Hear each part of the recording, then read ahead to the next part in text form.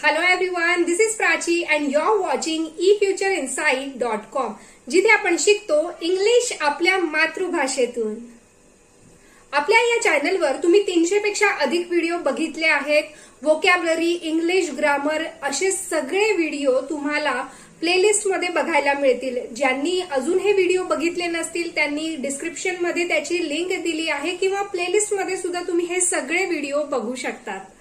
सध्या आपण आपल्या चॅनलवर 30 डेज इंग्लिश स्पीकिंग सिरीज सुरू केलेली आहे. ती तुम्हाला कशी वाटते हे कमेंटमध्ये मला नक्की सांगा. अजून तुम्हाला कोणत्या टॉपिकवर व्हिडिओ हवे आहेत हे सुद्धा मला सांगा, म्हणजे मी यापेक्षा जास्त आणि चांगल्या पद्धतीने तुमच्याशी इंग्लिश कंटेंट तुमच्यासाठी मी घेऊन येईल. याबरोबरच जर तुम्हाला डेली क्विज, इंग्लिश पोस्ट रोज हव्या असतील तर तुम्ही मला इंस्टाग्राम आणि टेलिग्रामवर फॉलो करू शकतात. फेसबुकवर सुद्धा फॉलो करू शकतात. सगळ्याच्या लिंक तुम्हाला डिस्क्रिप्शन मध्ये मिळतील, तेव्हा नक्की फॉलो करा. ज्या लोकांनी अजून फॉलो केला नाही त्यांनी फॉलो करा, म्हणजे तुम्हाला रोज इंग्लिशचा डेली डोस मिळत राहील. Without wasting time, now let's get started.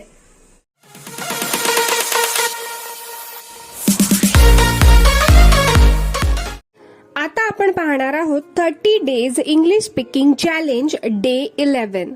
यात आपण निगेटिव्ह सेंटेन्स पाहणार आहोत.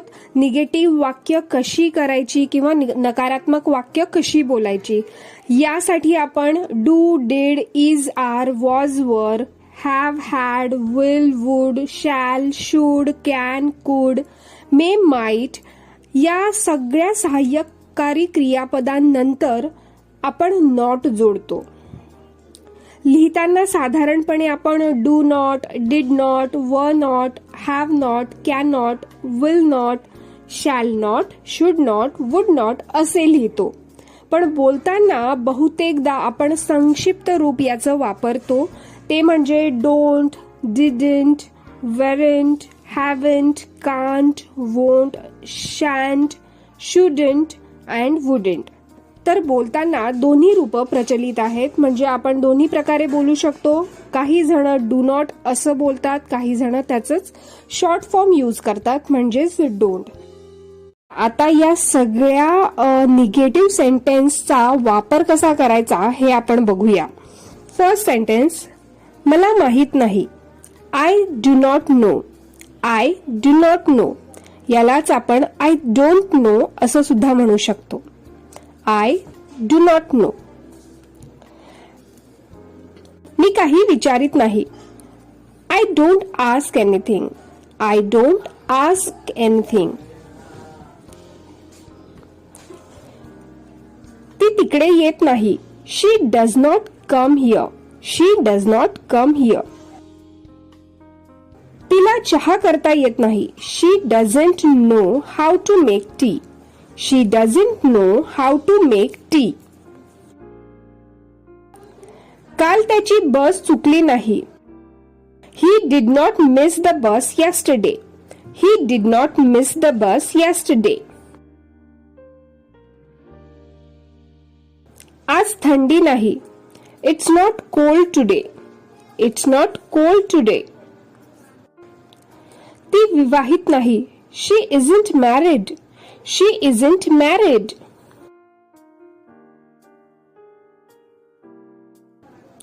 आज आपण लेट नाही. We are not late today. We are not late today. ती दिल्लीत नव्हती. She wasn't in Delhi. She wasn't in Delhi. आम्ही भाषणाला नव्हतो. We didn't attend the lecture.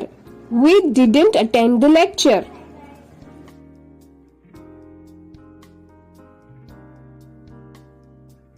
तिला मुलगा नाही.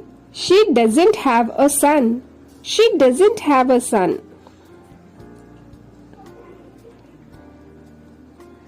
मला पत्र मिळाले नाही. I didn't get the letter. I didn't get the letter. त्यांच्याजवळ कार नव्हती. They didn't have a car. They didn't have a car. घाबरू नकोस, बाबा रागवणार नाहीत. Don't worry, father won't be angry. Don't worry, father won't be angry. बाबा उद्या घरी नसतील. Father won't be at home tomorrow. Father won't be at home tomorrow.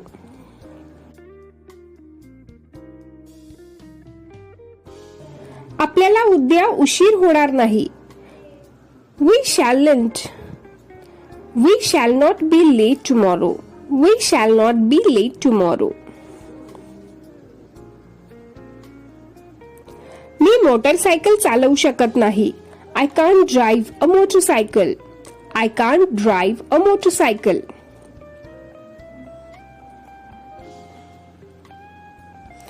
तुम्ही car फुटपाथवर चालवता कामा नये. You must not take the car on the footpath. You must not take the car on the footpath. मी परवा वेळेवर पोहोचू शकलो नाही. I couldn't reach in time day before yesterday. I couldn't reach in time day before yesterday. तुम्हाला तेथे जाण्याची आवश्यकता नाही. You needn't go there. You needn't go there. असे बरेच सेंटेन्स असतात जे प्रश्नार्थक नकारात्मक वाक्य असतात. फॉर एक्झाम्पल, आज बरीच गरमी आहे, नाही का?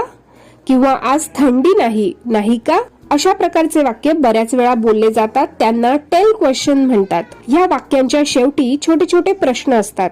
वाक्य होकारात्मक असेल तर टेल क्वेश्चन नकारात्मक असतो आणि वाक्य नकारात्मक असेल तर टेल क्वेश्चन होकारात्मक असतो. आपण अजून याची काही एक्झाम्पल्स बघूया म्हणजे तुम्हाला ते क्लिअर होईल. नेक्स्ट एक्झाम्पल, आज खूप गरमी आहे, नाही का? It is very hot today, isn't it? It is very hot today, isn't it? ते इंग्रज आहेत, नाही का? They are English, aren't they? They are English, aren't they? तू खुश नव्हतास, नाही का? You weren't pleased, were you? You weren't pleased, were you? उद्या रविवार आहे, नाही का? It will be Sunday tomorrow, won't it be? It will be Sunday tomorrow, won't it be? आपण लवकर तयार होऊ, नाही का?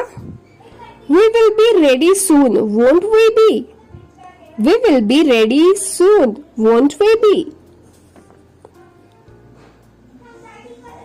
उद्या 20 फेब्रुवारी नाही, नाही का? It is not 20th February tomorrow, is it? It is not 20th February tomorrow, is it? उद्या मी तुझ्या बरोबर नसणार, नाही का? I won't be with you tomorrow, will I be?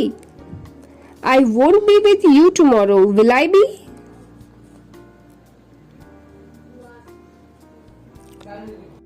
तू कालिदासाचे शाकुंतल वाचले आहेस, नाही का? You have read Kalidas Shakuntala, haven't you? You have read Kalidas Shakuntala, haven't you? तू आपले काम संपवले होतेस, नाही का? You had finished with your work, hadn't you? You had finished with your work, hadn't you? तू माझ्यासाठी पुस्तक मिळवू शकला नाहीस, नाही का? You couldn't find the book for me, could you? You couldn't find the book for me, could you? तर अशा प्रकारे आपण निगेटिव्ह सेंटेन्स कसे तयार करायचे हे बघितले आहे.